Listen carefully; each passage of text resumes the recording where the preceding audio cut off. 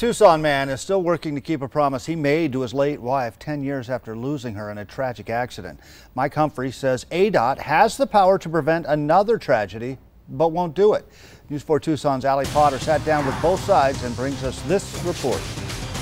It was exactly 10 years ago today. Pam Humphrey and her sister-in-law were driving to Phoenix. As you can imagine, they were so excited to move their mom to Tucson. And that's when they faced the deadly stretch. And it was a cold day, and they were both laying on the couch. And, he was like 2 days old. I remember it's like it's yesterday.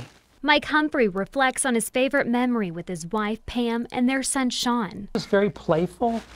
You can see that smile. She loved, she was always kind of that way. 2008, life took a turn.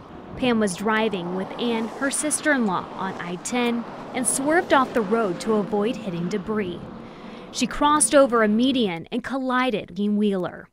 Pam's car was ripped in half, and the two women tragically died at milepost 171.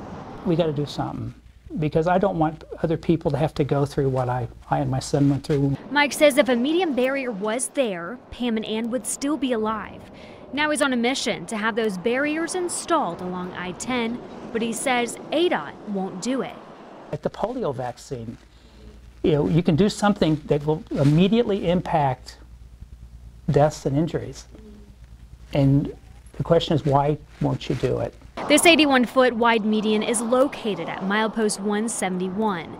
It serves as a recovery area instead of a barrier.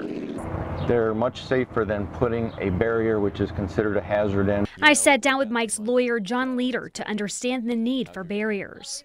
And the danger is that on this stretch of road, there's a greater likelihood that a car is going to come shooting across the median from the other way, and you're not going to be expecting it. And even if you're expecting it, there's really nothing you can do about it. In the past decade, nearly 1 million licensed drivers and registered vehicles have been added to Arizona's roadways.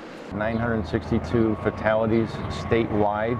In terms of a trend, these are extremely rare, unpredictable locations that they happen at. Now that number reflects deaths on all roads in the state, not just those controlled by ADOT. It is a very rare occurrence where we have a cross-median crash.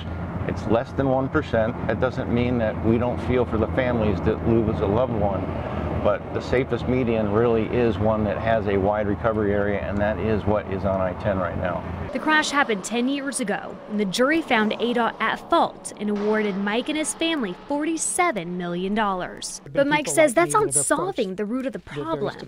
They need to open up, and they need to talk to the families, and they need to really take a good hard look at what's going on out there and what the real effect is here. It's happening to other families too.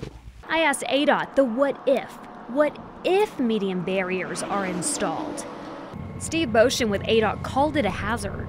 We will end up with more crashes if we put a barrier in. It's just common sense. ADOT hopes to speak with Mike and his family once the case is settled. But in the meantime, all Mike can do is wait and listen. She still reaches out to both of us. She's still talking to us, and whenever I'm in a jam, I'm asking her, what should I do? The case is now under appeal. No median barrier signs are now along I-10 and throughout Arizona. ADOT says it helps alert drivers. If you have a story you'd like us to investigate, email us at investigators@KVOA.com or call 955-4444. Investigating for you, Allie Potter, News 4 Tucson.